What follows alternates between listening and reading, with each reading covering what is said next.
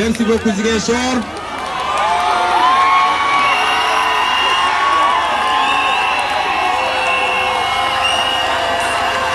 Mais j'entends absolument rien. Eh, vous là, vous n'avez rien dit. Je vous entends quoi? Je vous entends pas, vous là. Plus fort, plus fort.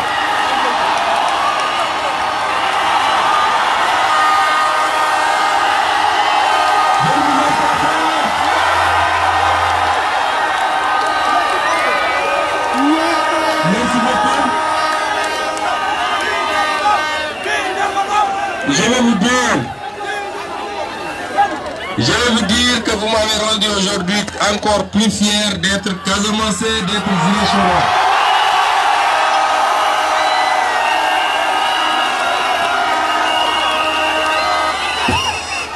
Vous avez relevé le défi.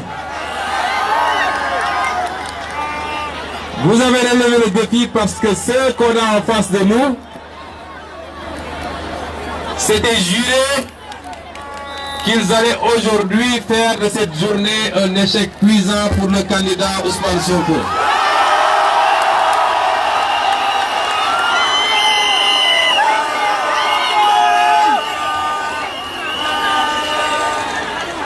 Ils ont dépensé énormément d'argent.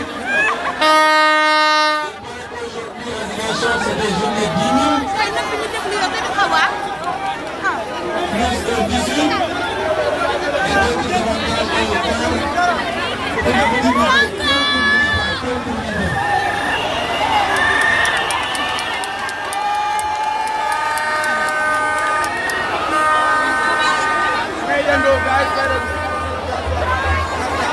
Mais vous avez vu que bi ñu dugg see ci dëkk bi ñoom fi ñu tegoon seeni militants bañ leen rombee militants yi dañoo bàyyi foofa daw si ñun.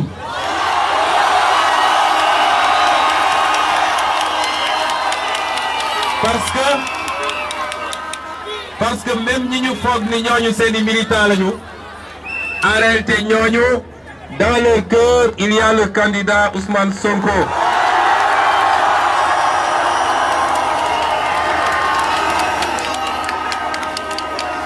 li gën a yéeme ci mbir mi mooy seen militant ñi ngi daw di ñëw ci ñun moom mu daw génn dëkk bi. ndax dégg naa biñ ko nee Ousmane Sonko mu nga tooboor xaw ma avion Sangomar xaw ma Sarène la jël xaw ma dañ ko téléporté waaye il n'est plus à Ziguinchor.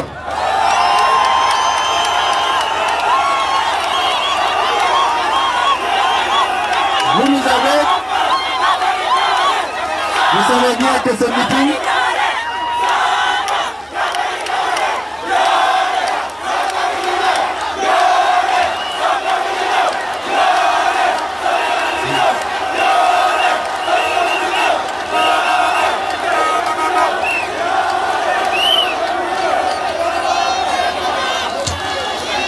dama ne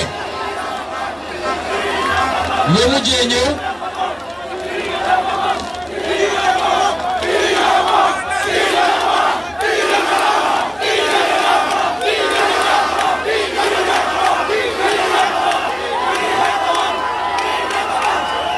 xam nga nag lii dafa yéeme ndax moom suñu frère ak suñu sœur yi def politique Casamance yépp dem na leen dajale fexe ba ñii mu transhumé leen ñii mu jox leen ay nomination uniquement pour contrer la percée fulgurante de Ousmane Sonko en Casamance.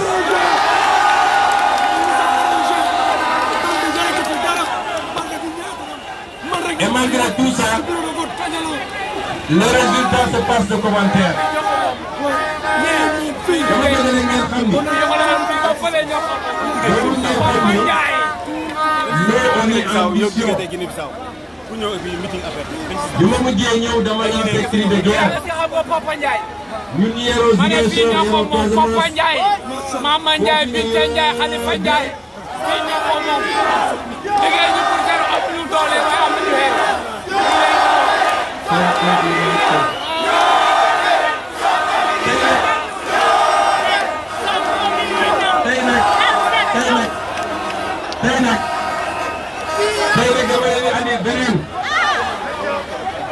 Parce que nous, on est en mission pour le Sénégal. On est en mission pour l'Afrique. Cette mission, c'est une mission de libération nationale. Moi, ñun fii bu gars yi daan def mission évangélique suñuy mag ak suñuy maam bu ñu daan def mission évangélique dafa am wéy bu ñu doon wéy bu ñu nee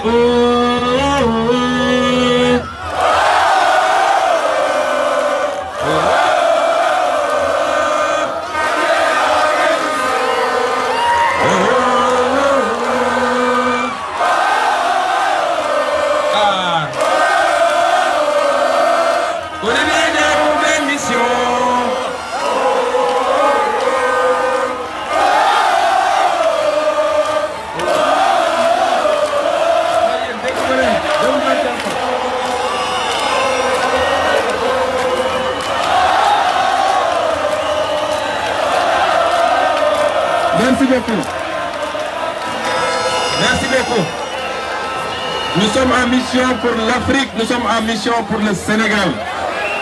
Nous sommes en mission pour libérer ce pays de la malgouvernance, de la corruption, du clanisme, de l'ethnicisme, de l'incompétence et du complexe vis-à-vis de l'étranger.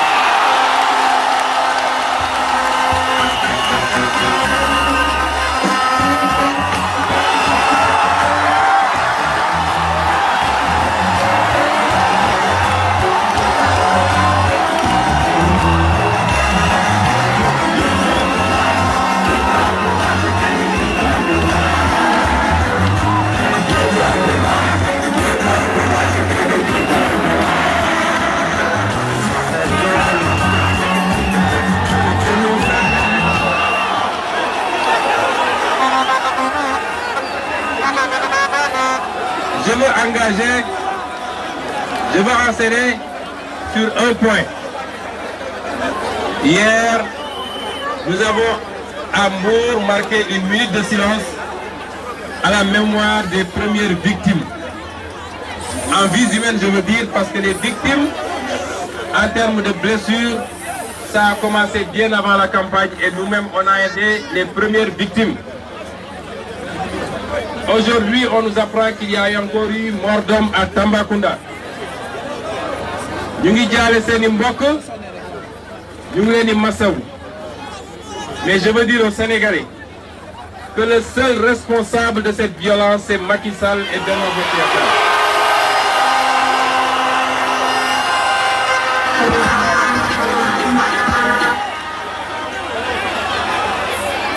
Depuis 2 jours ou 3 jours, on lui lance un avertissement. Dañu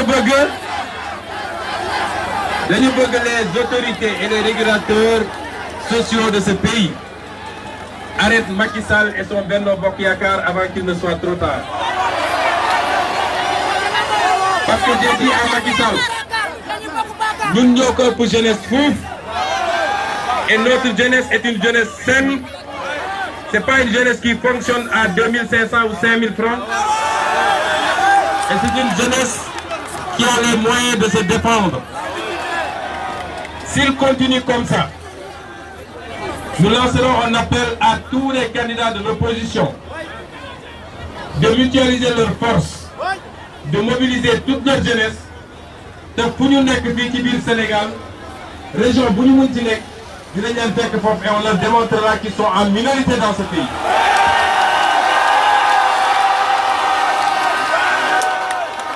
Na ci kilifa diine yi wax avant qu'il ne soit trop tard. Na ci kilifa aada yi wax avant qu'il soit trop tard. Et notre armée, notre police et notre gendarmerie, qui sont des forces républicaines, nañu bañ ñu leen di instrumentaliser di leen bëgg a dugal ci loo xam ne seen yoon newu ci.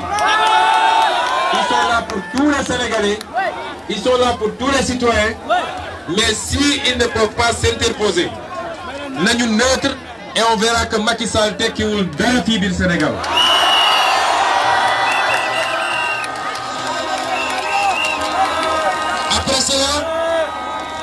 Après cela, je voudrais demander au candidat Macky Sall de présenter ses excuses à la Casamance. Parce que voilà un homme qui pendant 7 ans, nous nous avons un bilan en ce qui concerne la Casamance. Et il n'a montré aucun égard vis-à-vis de la Casamance. La dernière fois, quand 13 jeunes ont été assassinés, il n'a même pas daigné se déplacer pour venir à Casamance et se solidariser avec les populations casamancaises.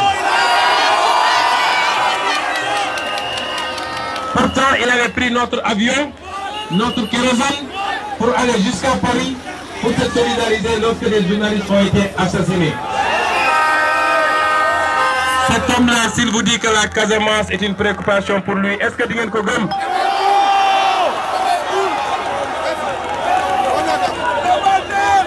Donc, nous,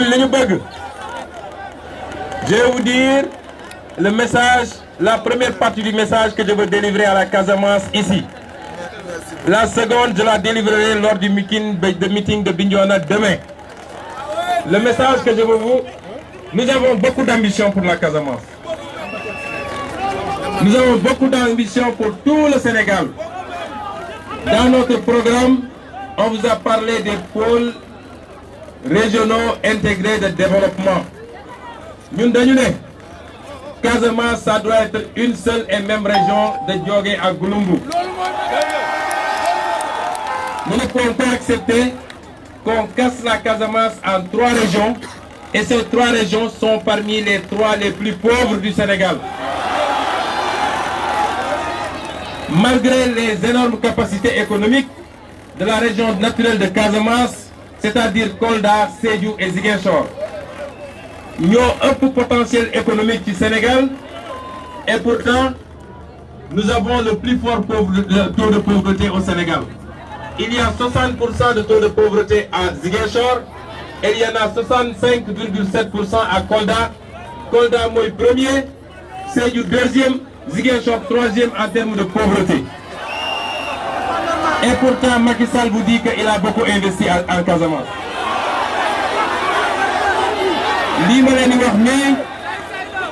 L'Imalani, c'est les chiffres de l'ANSD.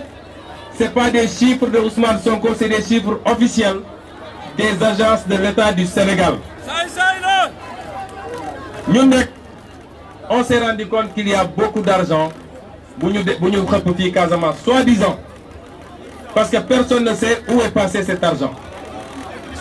Depuis qu'on est enfant, on n'a pas entendu parler de Derbac. On a entendu parler de Somivac, de Pidac. Peut-être que beaucoup de jeunes on connaissait ces projets-là. Après, on a entendu parler de Proges, de Paderka, de PPDC. Et pourtant, nous sommes la région la plus pauvre, l'une des plus pauvres du Sénégal. Nous n'avons que le projet qu'on a pour la région, le pôle naturel, le pôle de développement naturel de Casamance, c'est on vous propose le développement économique comme facteur de paix. Parce que cette région a assez souffert de la situation. Nous avons tous grandi avec cette situation de ni guerre ni paix, avec cette situation d'insécurité, et il est temps que ça cesse définitivement. Ce que nous proposons à la Casamance, c'est le développement économique comme facteur de paix. C'est pourquoi nous allons changer, nous, le paradigme de développement sur la Casamance. Parce que contrairement à tout ce qui a été dit, la Casamance n'est pas une région périphérique. Casamance, c'est Al-Bala. Casamance, beaucoup de Sénégal, c'est Al-Bala. La Casamance est une périphérie. C'est totalement faux. La Casamance est le centre du Sénégal. Mais pour que la Casamance devienne réellement le centre du Sénégal, il faut qu'on arrête de penser le développement de la Casamance à partir de Dakar, mais qu'on pense le développement de la Casamance comme porte d'entrée vers la CEDEAO. Parce que Casamance naturelle, c'est à mi-chemin ou c'est entre 3 autres pays. Gambie Mingifi, Guinée-Bissau Mingifi, Guinée-Conakry Mingifi, sont prolongés vers Tambacounda, tu as accès directement au Mali. Mais bonne région non potentielle qu'une région qui a ce positionnement géographique. Donc, nous allons continuer de penser le développement de la Casamance à partir de Dakar. Comme on ne peut pas continuer à penser le développement de la région du fleuve à partir de Dakar, parce que la région du fleuve doit nous permettre d'avoir l'ouverture vers la Mauritanie. Et c'est pourquoi nous disons que la Casamance, la Casamance doit être le centre du Sénégal. Comment on va procéder pour que la Casamance soit le centre du Sénégal? Moi, la Casamance doit être un trait d'union entre tous ces pays que je viens d'énumérer.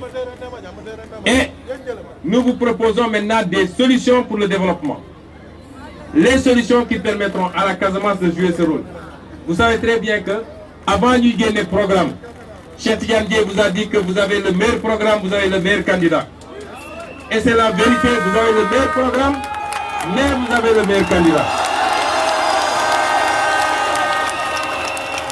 Et c'est parce que nous avons le meilleur programme et le meilleur candidat que nous avons dit que nous sommes prêts à débattre dès le premier tour avec tous les candidats.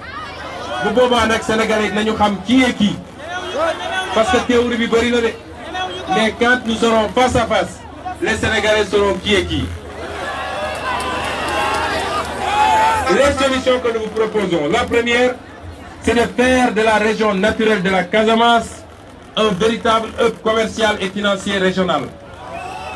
Comment le faire? Le premier, c'est que le port de Ziguinchor sera élevé au niveau des standards internationaux et des infrastructures routières de qualité sur le frontière Bandung. Les gars, ici le port de Ziguinchor, vous ne pouvez pas savoir la valeur économique et sociale de ce port.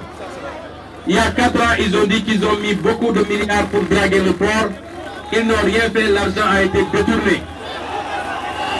La deuxième chose, c'est que les marchés seront modernisés et réorganisés afin de servir de lieu d'affaires dans les pays limitrophes. Nous avons des marchés au Khamne. Si vous avez le marché de Diaoberek, vous avez le premier mois pratiquement dans la sous-région. Ce marché-là, vous pouvez moderniser. Gambiens, Guinéens, peut-être même Maliens, le potentiel économique de ce marché est inimaginable. Nous avons comme un marché pour pondre, comme un saquette.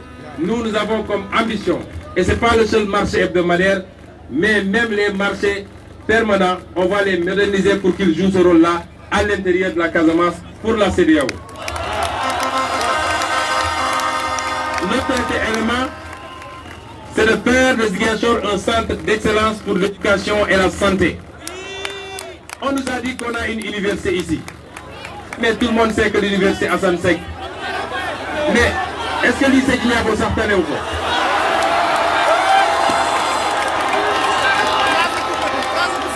L'université Bokhane, depuis 2012, il y a un amphithéâtre dans le monde. 2012, ça, ce n'est pas une université, c'est un lycée, ou même moins qu'un lycée, c'est un collège. C'est pas digne d'une université. Et nous voulons faire de cette université-là une très grande université sous-régionale et une université d'excellence pour que les étudiants puissent venir de partout, pas seulement la Casamance, mais aussi. Nous voulons le développement d'une offre médicale de qualité grâce à la faculté de médecine de l'université Assane Seck de Ziguinchor.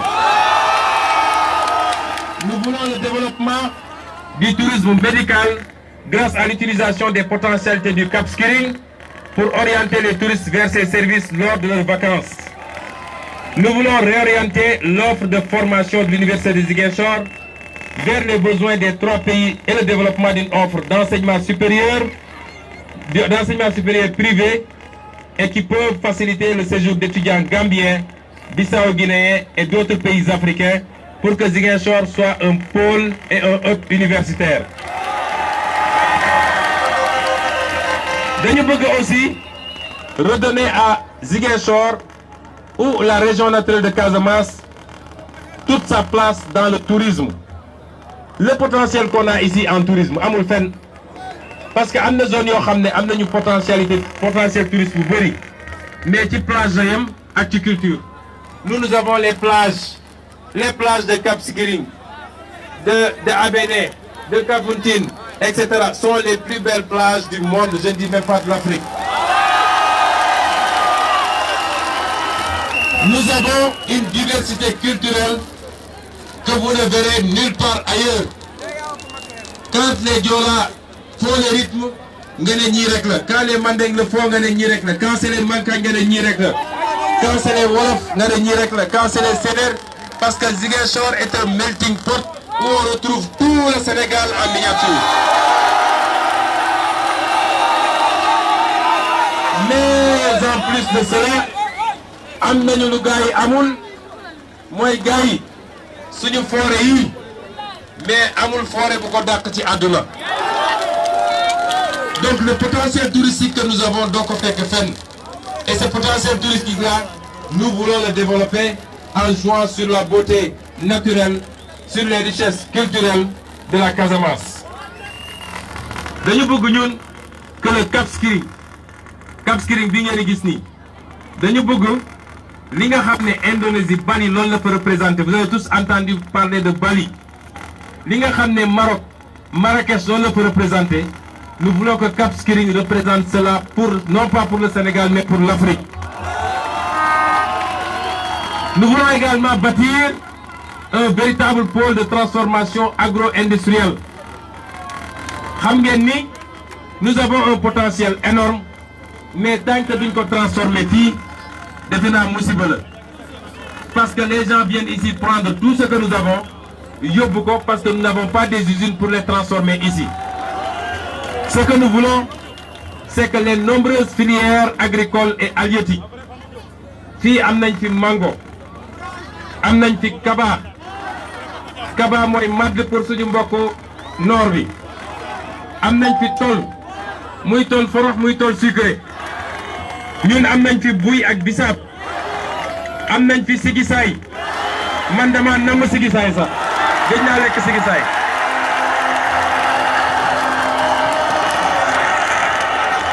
monsieur Boy est-ce que xam nga lii sigisaay il faut ngeen ñamal sama délégation bi sigisaay Matar Sène mais nga xam ne moom Diourbel la dëkk Diourbel sump moo fa am ak sa déem xam naa di bu ko joxoon sigisaay léegi mu takk jabar Casamance toog fii ñun am nañu Kourdienje ñun am nañu Kutubolo ñun am nañu gerte mankagne waxuma la nag les fruits muy banane muy orange muy beneen ak beneen waa loolu fan la am Sénégal il n'y en a nulle part au Sénégal. La Casamance est une bénédiction divine pour le Sénégal. Mais lii lépp suñ ko amee te duñ ko transformer fii Sénégal ça ne sert à absolument rien parce que les gens viennent prendre ça ils amènent chez eux ils transforment def ko ci ay canettes ñëw di ñu ko jaay beaucoup plus cher wala ñu jël ko yóbbu ko ci industrie pharmaceutique bi def ci ay garab di ñu ko jaay ay boîte 5000 10 000 alors que biñ koy jënd fii kilo 500 lañ ko jëndee ñu ne ñun la meilleure filière nag le meilleur atout pour la Casamance pour ñu mën a industrialiser rapidement Casamance c'est la filière de l'anacarde mooy kuku bi wala saalu darkase pour Sénégal yëpp xam la ñuy wax ñun nag fii kuku la ñuy wax dama bëgg Sénégal yëpp xam ni saalu darkase ñun fii kuku lañ koy wax léeg-léeg Dakar su may daw sama oto gis gaay di jaay kuku ma ne chauffeur bi taxawal wàcceel vitre bi jëndal ma kuku waaye danaan lan mooy kuku saalu darkase nag fii la fekk baax mais ñun on ne gagne rien pratiquement rien ci saalu darkase yi j'ai pitié de nos sœurs et de nos mamans ñu leen di utiliser toute la journée dans des conditions difficiles ñuy jël kuku bi di ko def ci saag yi muy yàq seen loxo yi pour ay 100 francs par jour par sac c'est pas normal. Nous avons nous un projet pour industrialiser le Sénégal balaa vietnamien di ñëw fii wala indien di ñëw fii di jënd salle darkase di yóbbu ko nous mettrons ici des usines de petites unités industrielles parce que nous avons vu au Vietnam docteur Cheikh Tidiane Dièye bi nga xam ne ci développement lay liggéey nee na ma gis naa Vietnam yoo xam ne benn unité industrielle bu ndaw rek buy transformer darkase bi day employer 1000 agents 1000 personnes. Imaginez si on transformait ici, il n'y aurait plus de chômage dans la jeunesse casamançaise. Nous allons mettre ici des usines. Et si je vous dis que nous le ferons, vous savez que nous le ferons parce que nous, tout ce qu'on dit, on va le faire, Inch'Allah. Nous voulons également, pour terminer, je vais vous proposer quelques mesures. C'est des mesures urgentes et c'est des mesures structurantes. Si nous sommes élus, et je sais qu'on sera élus,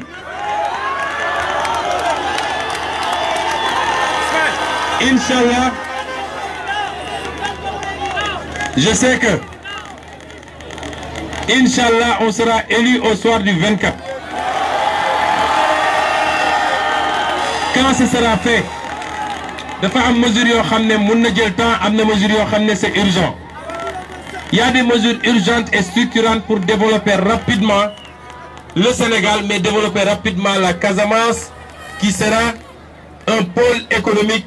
Et je crois que ce sera le pôle économique le plus fort, le plus solide et le plus puissant du Sénégal. Bi ci njëkk, c'est la reconstruction du pont Émile Badiane.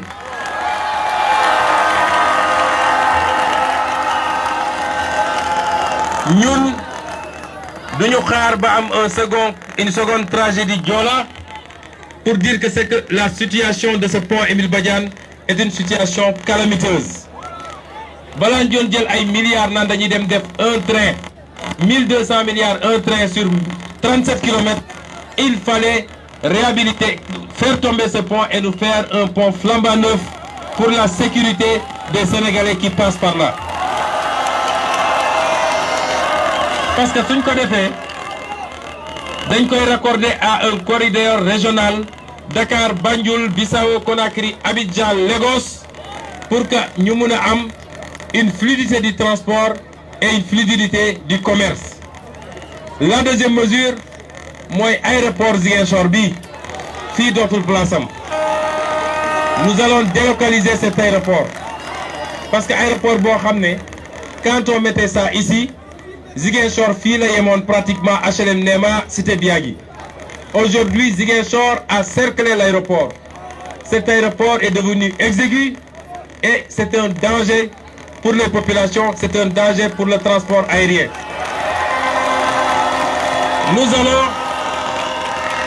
Nous allons délocaliser cet aéroport vers Tobor avec le site actuel qui est entre un hôpital, parce que le site actuel il est situé entre un hôpital, un lycée, une université et plusieurs écoles primaires, ce qui est un danger pour les populations. Si on est élu, nous allons construire, je ne dis pas reconstruire, nous allons construire l'université Assane Seck, parce que l'île, ce n'est pas une université.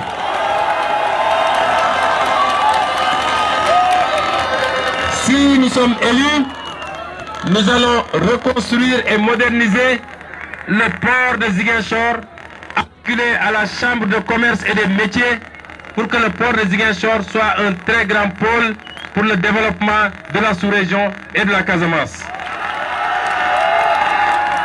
Enfin,